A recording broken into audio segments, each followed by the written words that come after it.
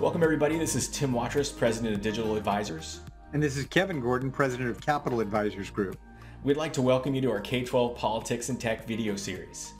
Our objective is to give you the absolute latest of what's going on in Sacramento that affects public school districts, obviously, and as well as all the technology stuff that's going on that's so vital to delivering for kids these days.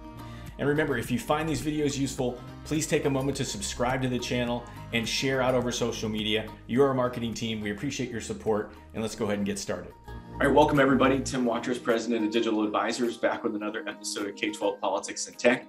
As always, Kevin Gordon, President of Capital Advisors, co-host of the show, is here. Kevin, glad to be with you. Absolutely. Good to be with you again.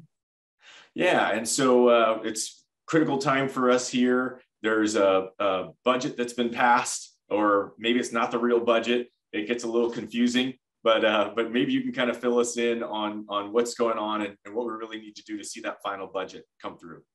Yeah, it's kind of a wait and see kind of a thing. So SB 154 was taken up by the legislature, passed down to the governor with a couple of days to spare in advance of the June 15th constitutional deadline, which if they don't meet, they don't get paid. It's kind of a rerun of what we had, Tim, last year, which is that actually it's got a little more guts to it than last year. You know, there's more to it, which is they basically passed a complete budget. It is the legislature's version of the budget, but it is absent the input of the governor on all of the differences that the governor has. It's absent any real negotiation between the legislature and the governor, and that's got to happen before there's a real budget. So the budget gets passed by the legislature. The governor has to the 30th to act on it.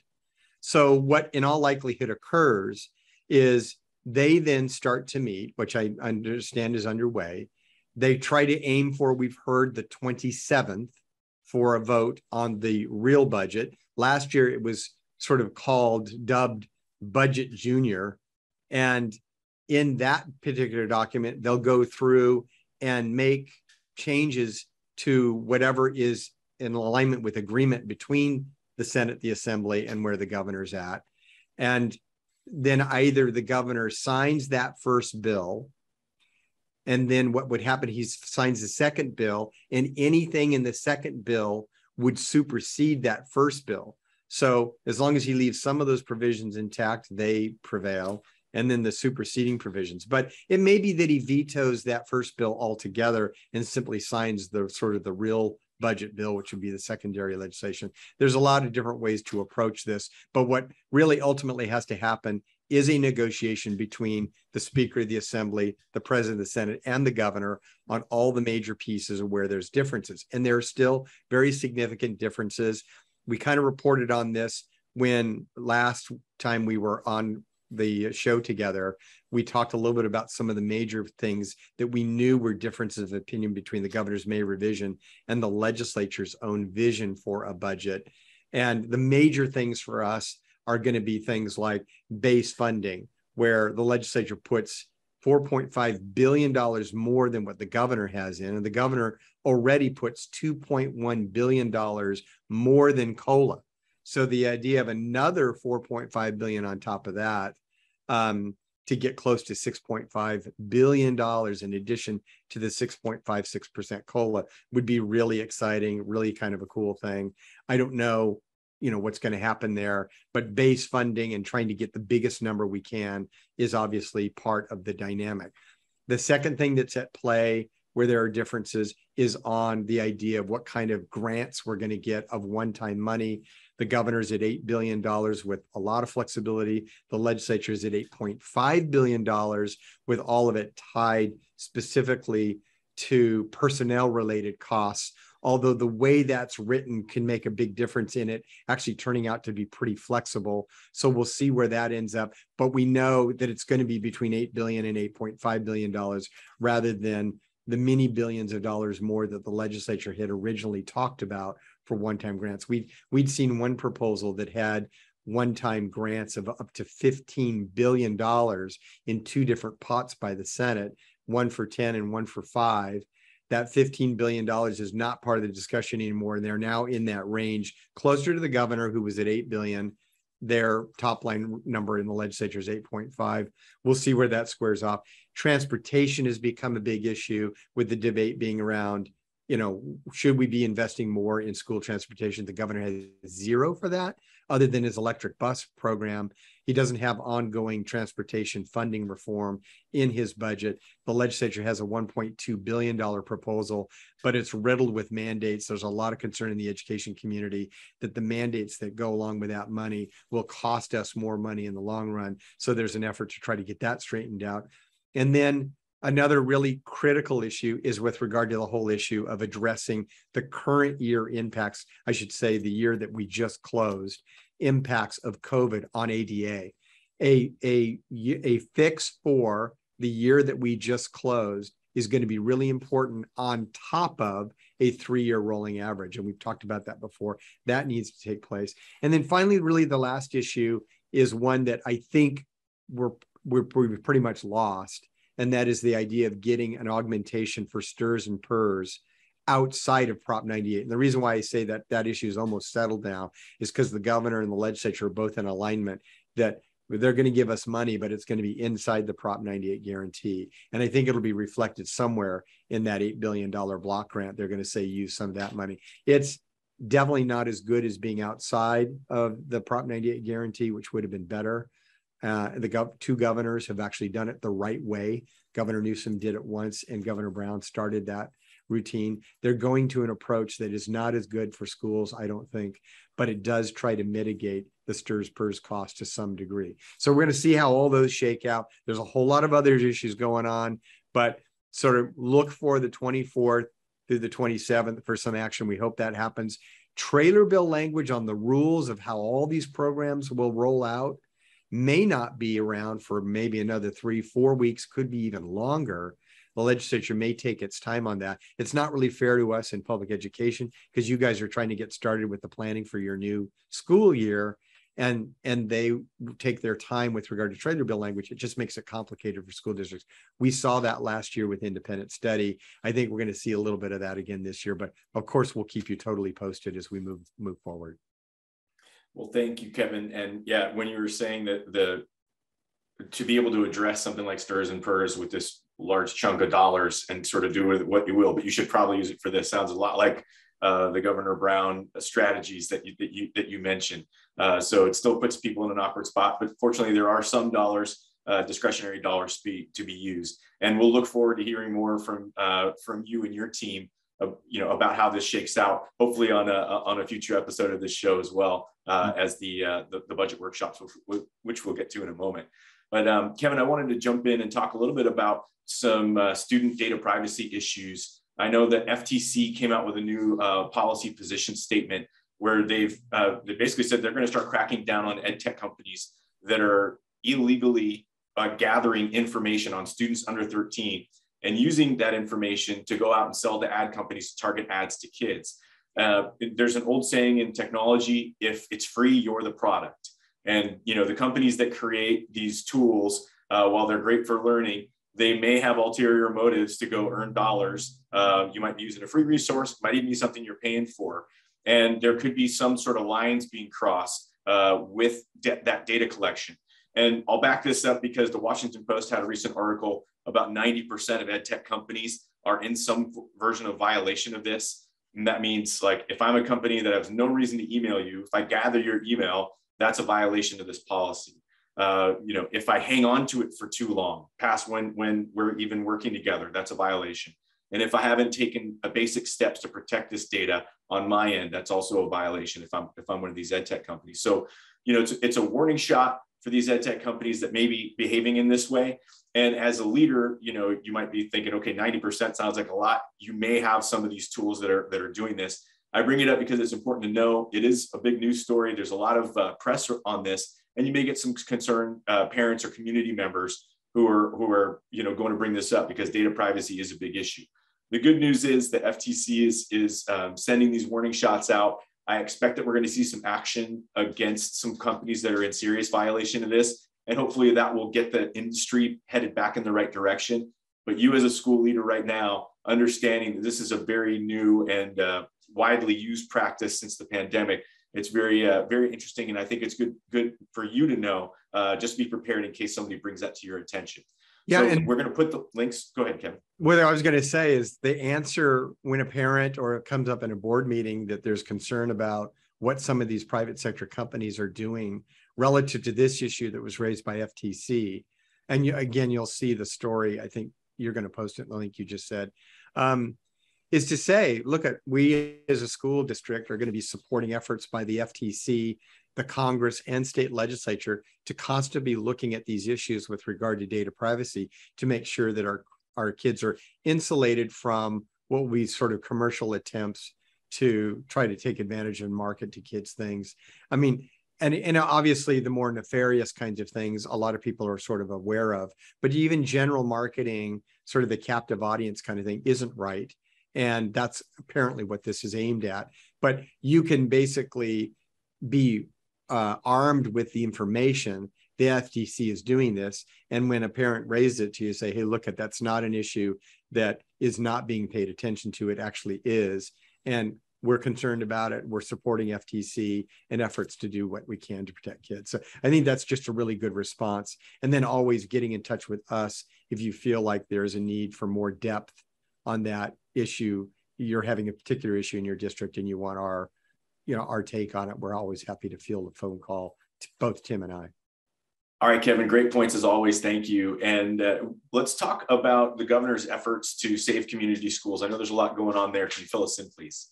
Yeah, it is a budget related issue. And it just kind of points up that I think it's kind of interesting that governors, when a governor feels really strongly about some of the items that they've put in their May revision or even their January budget, and it gets down to negotiating time with legislative leaders, governors largely win those contests. And there's a lot in this budget, the entire budget, even beyond education, that the governor wants, where there's a disconnect between where the governor's at and where the legislature's at.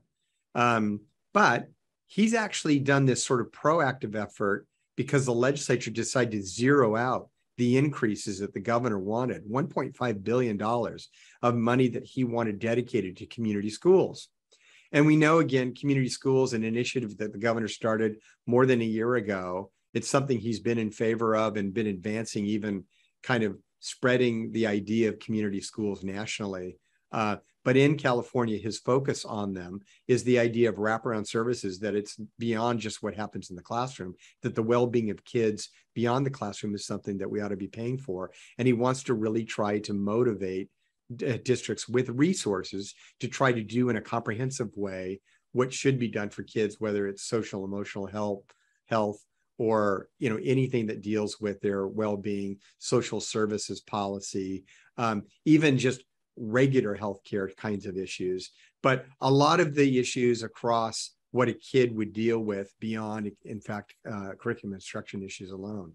And so what the governor's been doing is press conferences and other activities, including getting community schools activists jumping into the fray here to talk about why it's important, why the initiative needs to stay in the budget, and convince lawmakers that $1.5 billion needs to come back in. I think it means that we'll probably see the entire thing restored. Even though the legislature zeroed it out, the governor is really intent on getting it back. And I think we'll end up seeing almost all of it, if not all of it, back in the budget. So I just wanted to mention that as an example of some of the dynamics that are going on right now, pre-settling on what the budget ends up looking like. Well, thanks for bringing that up, Kevin. And yeah, we'll look for some updates on that as well as we move towards the final from budget junior to budget senior, I guess we would call it. So one other thing I wanted to point out was, Governor Newsom had earmarked $100 million in the budget for cybersecurity for community colleges, $25 million in ongoing, so that $25 million would stay each year, and $75 million for one time.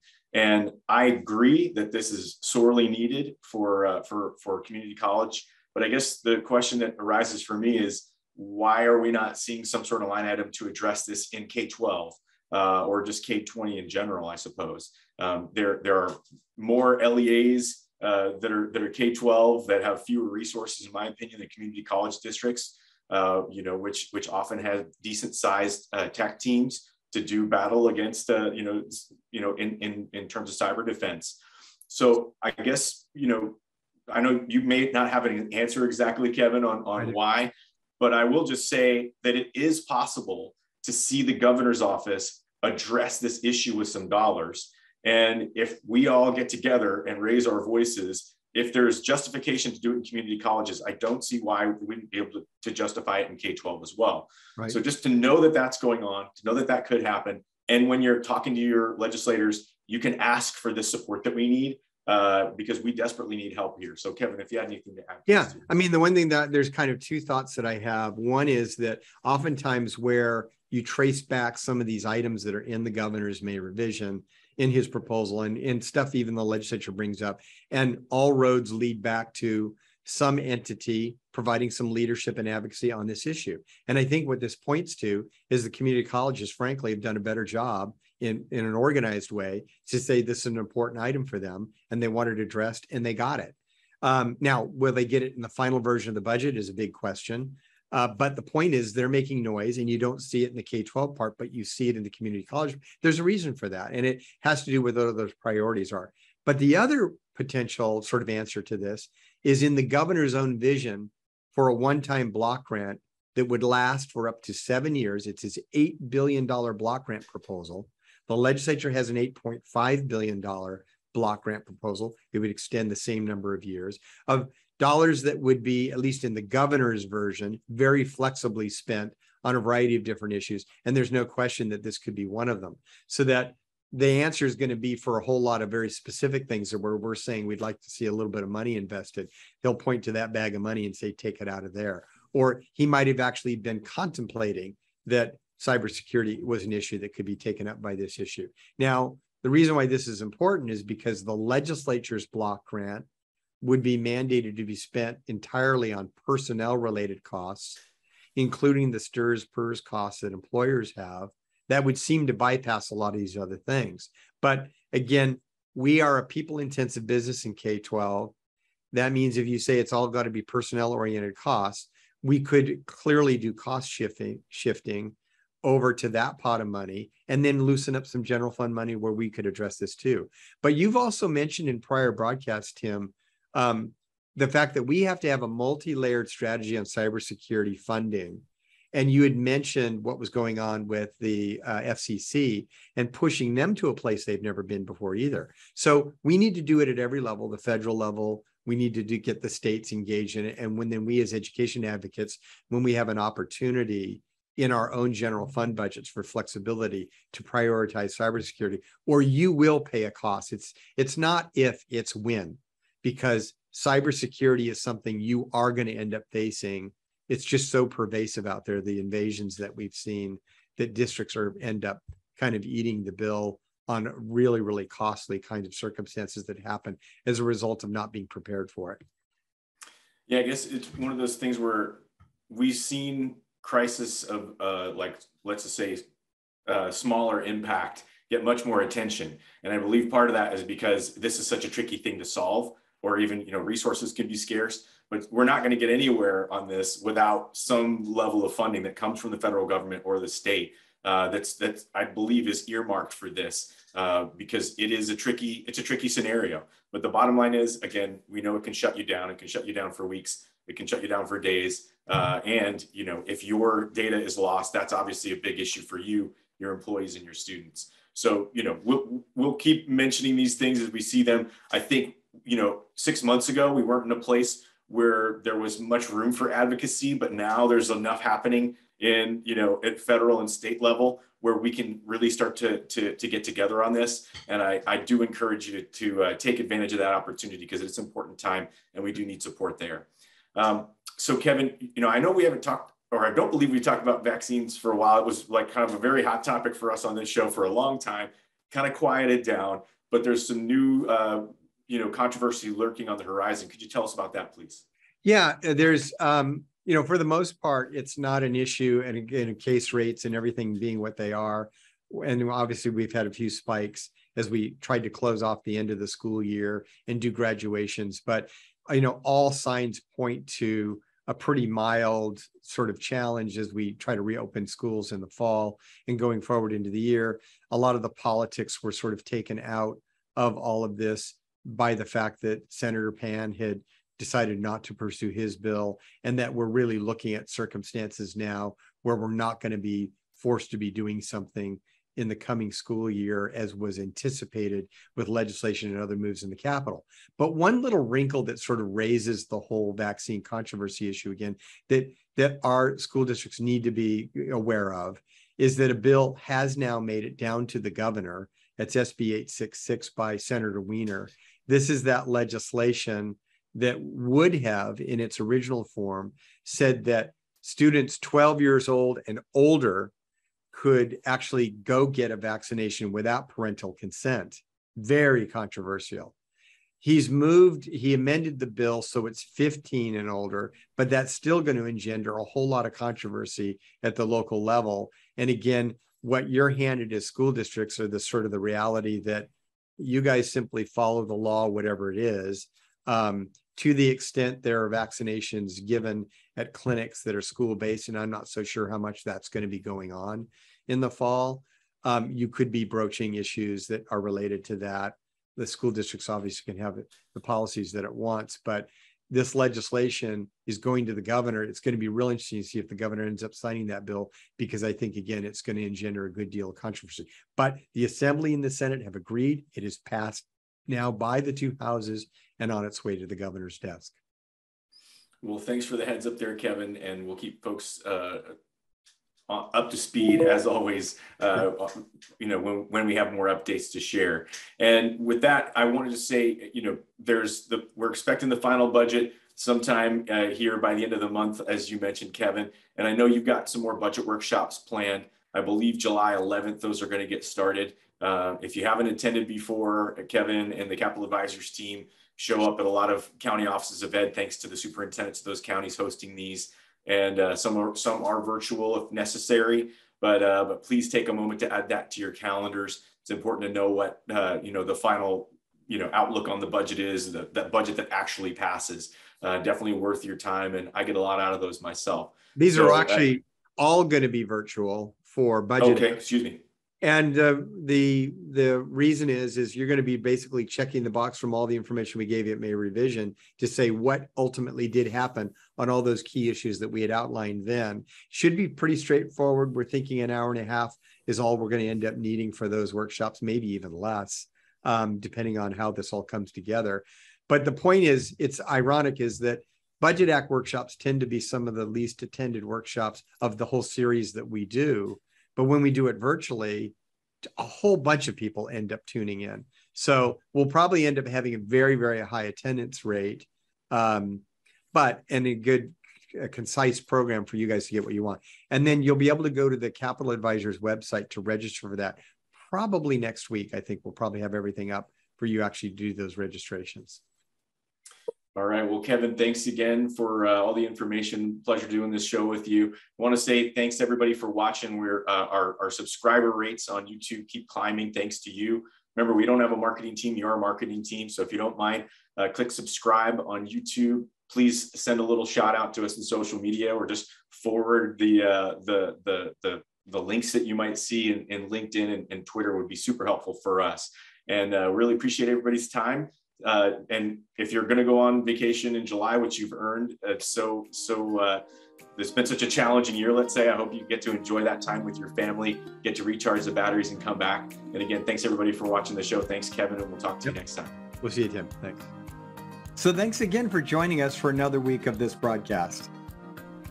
And I just want to take a moment to remind you, if you haven't already, please subscribe to our channel and share this out over social media. Again, you're our marketing team. I'll also finish by saying, if you have some questions, please send them our way. We'd be happy to address them on a future broadcast. So with that, thanks everybody, and we'll talk soon.